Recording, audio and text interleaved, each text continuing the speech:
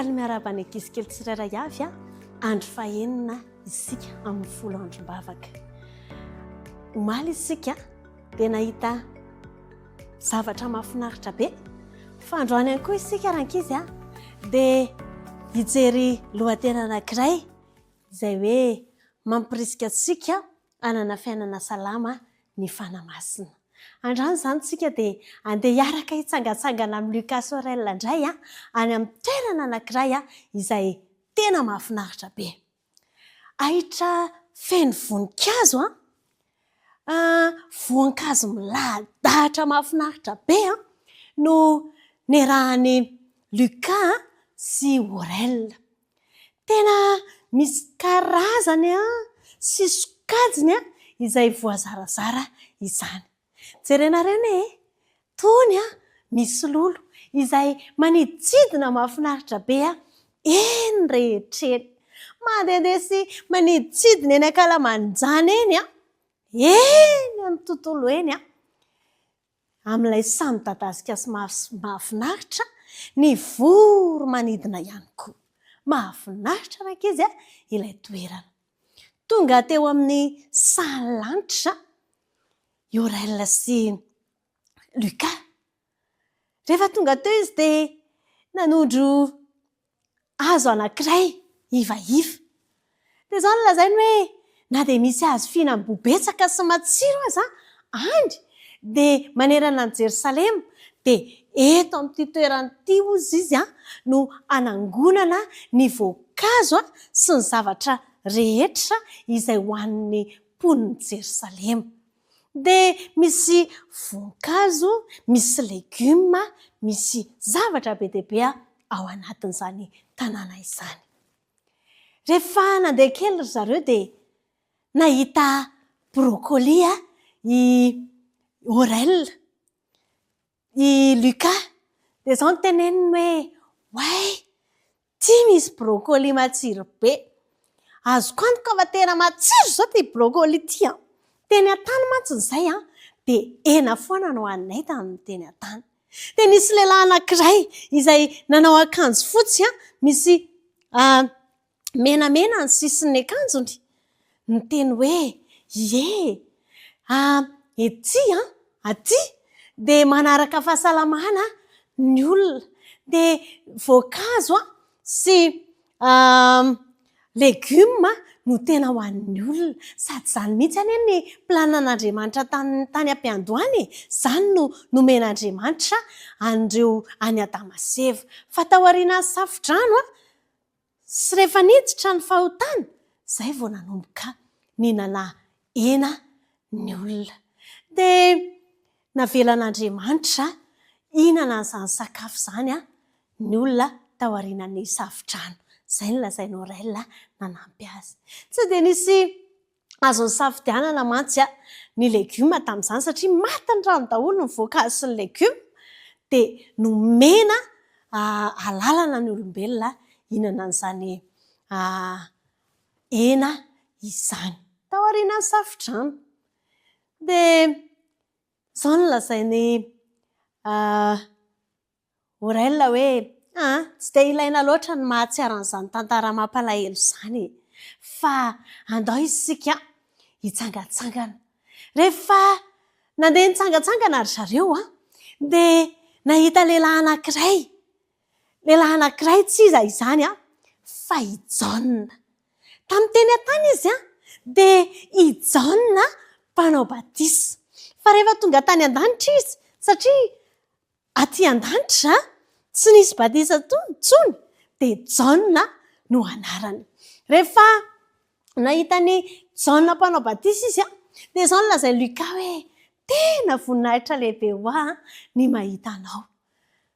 Fa Lucas nahita azy. Ianao ilay nanomana lalana ho an'i Jesosy tany an-tany. Wow! Lucas ny anarako ary Orel ny anaran'ny anankiray. Dia faly izy ireo mihaona amin'ny John. Faly be mihitsiny. Dia noraisin'izy ireo ny tanan'ny noraisin'i John ny tanan'ny Orel sy ny tanan'ny Lucas. tiako ny rivotra madio sy ny zavaboary manodidina afaka misaintsaina sy mianatra bebe kokoa ny momba an' Jesosy namako tsara fanahy ao anatin'ny fahanginana. Zandriko izy tany an-tany nefa fantatro tsara fa izy ny zanak'Andriamanitra izay manaisitra ny fahotany izao tontolo izao ary tena nataony izany. Nanantona ny Luka i Orel sady nanoro andininy iray tao amin'ny Baiboly. Ny misy an'io andininy io dia tena mahaliana mihitsy dia tsy aiza izany fa ao amin'ny Luka toko voalohany andininy 15.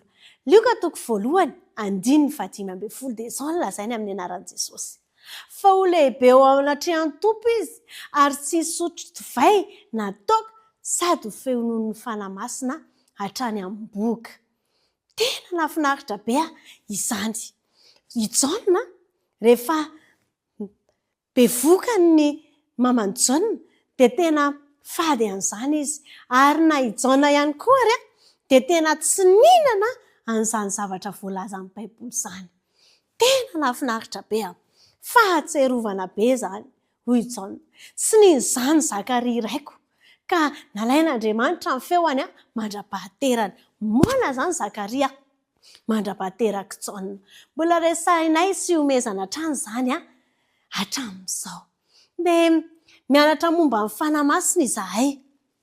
Hoy Orel tamin'ny Jaona, mahavariana ny tantaranao ry Jaona.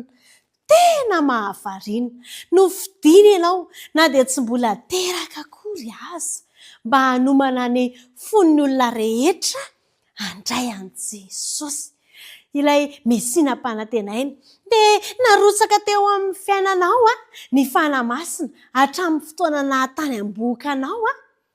Inona ny dikan'izany ho anao? Izany ny fanontaniany Luka. Hatramin'ny fahakeloko ao dia nampianarin'ny ray aman-dreniko natahotra an'Andriamanitra ary nampahafantariny ny asa fanompoana tokony nataoko. Hoy Jaona, ndrotsaka tamiko ny fanamasina ary nandrisika iaina amin'ny fomba tsotra sy mahasalama mba hahafahako miatrika ny fiaikana amin'ny fitoriana hafatra izay ilain'ny olona ho hain'olona. Indrindra fa ireo mpitondra fanjakana sy fivavahana tamin'ny andro ny ainako teny an-tany. Sarotra tokoa izany. Miaina fiainana feno fanenjehana araka izy ijaona fony izy teny an-tany, tetỳ an-tany. Fa sady be dia be ny nanda azy ny ankamaroan'ny olona saingy na dia miaina fanenjehana ary izy na mpitahorina ary izy ary nolavin'ny olona ary izy dia fifaliana lehibe ho azy ny nampahafantatra an'izany Jesosy izany ilay Mesia. Tanteraka tao aminy avokoa ny fahamarinana rehetra momba ny Mesia. Tsy maintsy niaritra izany izy mandra-pahatonga azy ho lehibe indrindra. Ilay fahazavanana mirapiratra teto amin'izao tontolo izao ka nandroaka ny hazavana.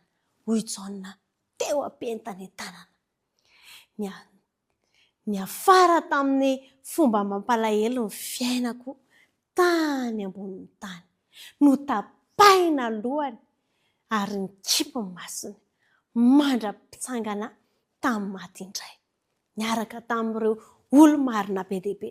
Ka nahita mpamonjy teo amin'ny rahoalanitra ny zavatra rehetra ny aretako tany ambonin'ny tany dia toa tsy misy heviny raha ampitaina tamin'ny fiainana ty an-danitra miaraka amin'ny Jesosy. Izay zavatra nolazainy Jaona mpanao batisa araka izy. Hoy Luka, tsy haiko raha vitako ny niaritra izany rehetrarehetra ny ainanao izany ry Jaona. Naseho fanamasina tamiko fa ilaina ny vatana salama hoy Jaona. Niakatra sy nidina tany an-tendrombohitra. Nandeha 100 kilometatra hitondra ny hafatr'Andriamanitra. Tena nanampy izany. Nanomery ara-batana sy ara-tsaina ary ara-panahy. Araka ny andininy ao amin'ny Baiboly dia efa voaomana ao amin'izany asa izany hatrany am-boka izy i Jaona mpanao batisa. Tena miavaka ny tantaranao Jaona hoy Luka. Inona zao no ho ataonao any an-danitra?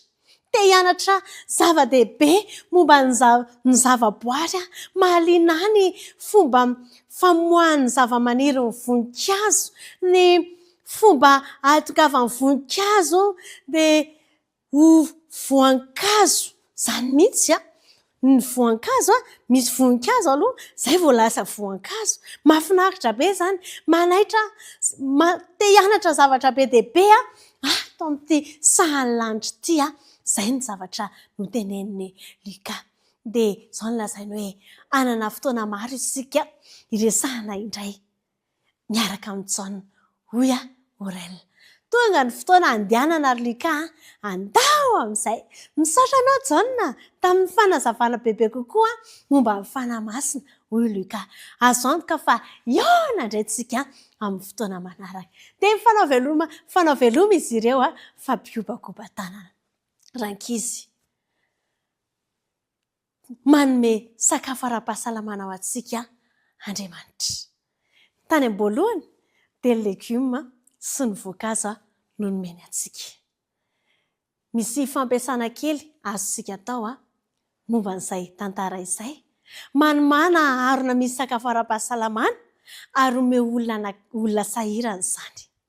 Ary mangataha amin'ny ray aman-dreninao na amin'ny mpampianatra hiaraka aminao hanatitra an'ilay harona misy sakafo ara-pahasalamana. Ao anatin'ny fotoam-bavaka isika dia araka ny lazaina foana dia tokony hivavaka manokana ny ankizy, tokony hivavaka hiaraka amin'ny fianakaviana ary hiaraka amin'ny namana. Dia hoeto am-bavaka mba ahafahantsika misakafo ara-pahasalamana, ahafahantsika manana fiainana salama mba ho tahaka ny John isika tsirairay avy. Dia hivavaka isika rankizy mba tena hiasa mikely eo amin'ny fiainantsika ny fanahy-masina ary handrisika antsika hanana fiainana ara-pahasalamana. Hivavaka ihany koa isika mba ho fitaovana mahery amin'ny fidoriana ny hafatry Jesosy. Manasa antsika tsirairay avy hanondrika ny lohantsika fa hivavaka isika. Vavaka isika. Andriamanitra rainay io, mankasitraka ny amin'ny tantara mahafinaritra be sy mahaliana izay nomenao anay androany.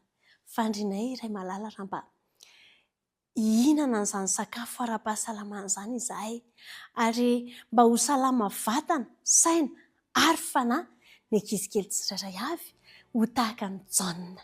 Dia fandrinay ihany koa raha mba hanana anjara amin'ilay toerana mahafinaritra be izay nomaninao any an-danitra ny ankizy kely tsirairay avy. Dia amin'ny anaran'i Jesosy ny angatanay sy hanonanay vavaka. Amen. Izay indray fotoanantsika androany rankizy mirary soantsika tsirairay avy. Raha pitso indray isika dia hijery zavatra anankiray izay tena mahaliana be.